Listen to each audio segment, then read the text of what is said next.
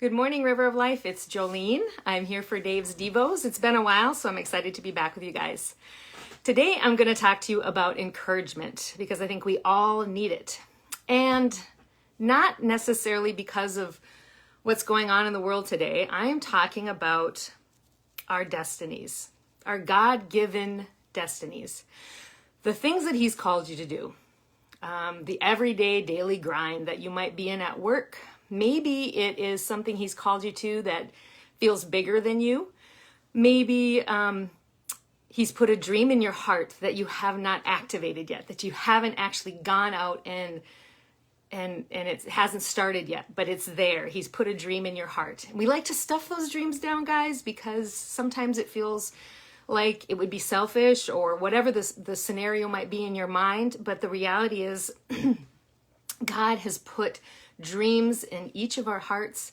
He's put, and you might not be in that season right now. You might be helping little kids or, whatever it might be, but He's put different things in each one of our hearts. And so I am giving you encouragement, no matter where you are, what you've been called to do. This is a word of encouragement for you today from the Lord. Okay. So before I start, we're going to talk about Joshua today. But before we do that, we're going to talk about his mentor in the Bible. We know lots about Moses. We have learned lots about Moses. He's in tons of stories. He's preached about all the time as well. But I'm going to talk about his protege, and that is Joshua. Moses got to learn under him. He learned how to be a warrior. He learned also how to be a leader under Moses. The first time we actually hear about Joshua is one of the famous stories of Moses, of God working through Moses, and that is when they are fighting the Amalekites, and God told Moses to go up on a hillside, to raise his arms up and praise Him and worship and call out to God. And as the Israelites were battling against the Amalekites, God was going to give them victory. But as Moses got tired and weak, he would bring his arms down, and then all of a sudden the Amalekites would start pulling ahead in the battle. And so Ben and Hur held up Moses' hands, and they worshiped, and down in the valley, the Israelites won the battle. Guess who was in the valley leading the battle? That was the commander was Joshua. That was the first time we hear about him in the Word. He's actually called Moses' aide. So like an assistant to Moses. I'm sure that's something we can't really fully grasp in our day and age, but he was like his assistant.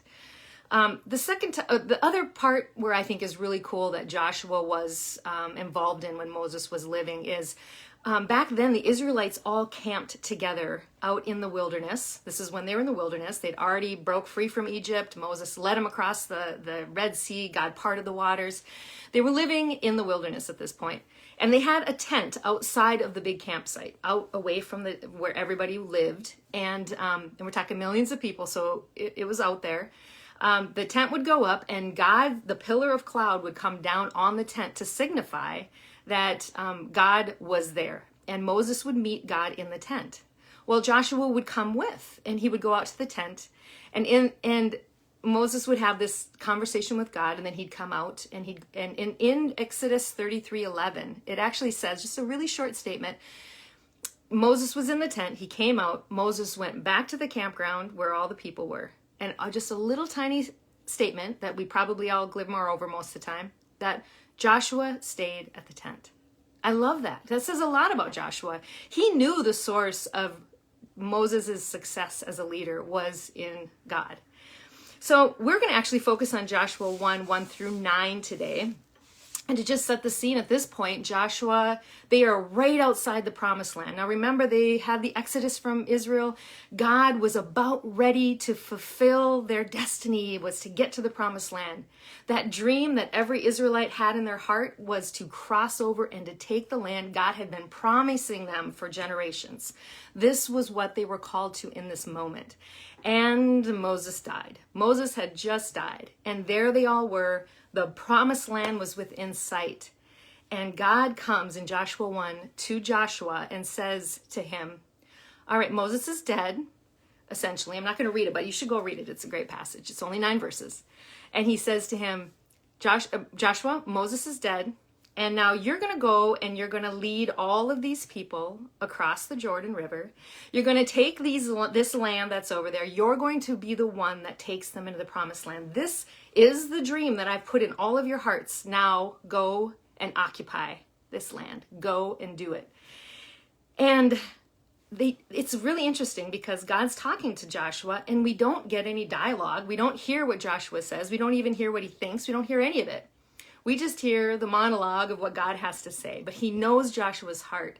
And I think what he says really resonates with all of us when we are going through something where God has called us to do something that might be exciting, big, whatever it might be, and we don't fully believe we are really able to have what it takes to occupy what God is asking us to do, to occupy our destiny, our dream, what he's called us to do for his glory.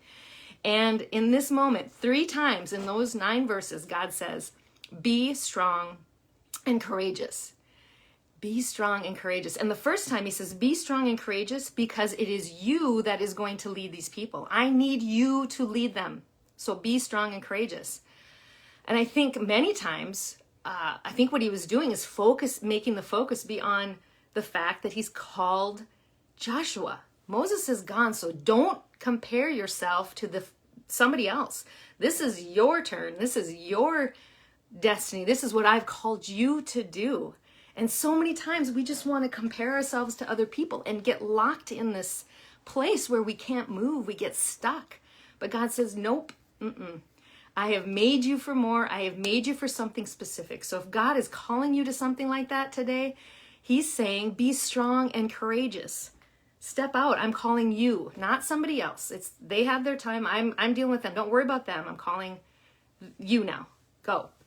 And the second time he says, be strong and courageous, he follows it up with, don't turn to the left and don't turn to the right. Do what I've said. You know what I've asked you to do. You know what I've told you to do. You know my word. Now move forward, straight forward. Okay. And I think in that situation, sometimes he's saying you're going to be tempted. You're absolutely going to be tempted when I call you to do something for me. And I'm not talking like huge things either. This can just be being a parent, being a spouse. He says when he calls us to something, we're going to be tempted to look to the left, to look to the right. We're going to be tempted to compare ourselves to that person over there, or listen to them, or listen to that book or that self-help book. And God says, I have given, and not that self-help books and godly wisdom aren't something we should seek, but I am saying God is like, I am the one you should be focusing on. And I think he said, be strong and courageous. Don't look to the left. Don't look to the right, Joshua. Go forward. And the third time he says, be strong and courageous, he also gives him another imperative, another commandment.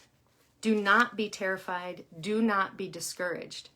I think he's saying he knew his heart. Because see, over on the other side of the Jordan, where his dream was, where that promised land was, were also going to be battles. It wasn't going to be easy. Sometimes we think God calls us to something, it has to just be easy. But God's like, no, it is not. Anything I've called you to do is going to have its struggles because you are going to need me to be strong and courageous. So don't be terrified and don't be discouraged. And then 2 times in that passage, he also says the how. How do I do this? How do I not be terrified? How do I not be discouraged? How do I be strong? How do I be courageous? He says, for I am with you. I will not leave you and I will not forsake you. We are not alone. When God calls us into something, tells us to do it, or puts a dream in our heart that we might even be too afraid to share with someone because it feels too big, here's the deal. He has not left you. He has not forsaken you. He is with you. And that is how we are able to be strong and courageous.